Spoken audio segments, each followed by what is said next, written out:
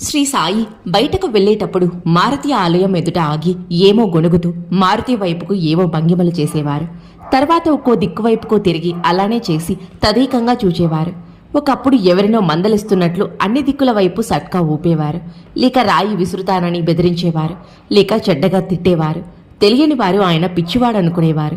తెలిసిన వారు ఆయన ప్రకృతి శక్తులను ఆదేశిస్తున్నారు అనేవారు. నేనొకసారి మసీదులో ఉన్నప్పుడు తీవ్రమైన గాలి వాన వచ్చింది. సాయి మసీదు ముంగిటకొచ్చి జరాదావ్ అంటే కొంచెం శాంతించు అని కేక వేశారు. వెంటనే గాలివాన నిలిచిపోయింది అన్నాడు జయకర్. మరొక రోజు బాబా నిష్కారణంగా అబ్బా అని కేక పెట్టారు. తక్షణమే ఆయన తలకు వంటికి ఉన్న గుడ్డలన్నీ తడిసి నీరు బొట్లుగా పడి మడుగు కట్టింది. భక్తులు ఆశ్చర్యపోయారు, కాని ఆయనను అడిగే ధైర్యం లేదు. మూడవ రోజు సాయి తనను రక్షించినందుకు టెలిగ్రామ్ ద్వారా కృతజ్ఞత తెలిపాడు జహంగీర్.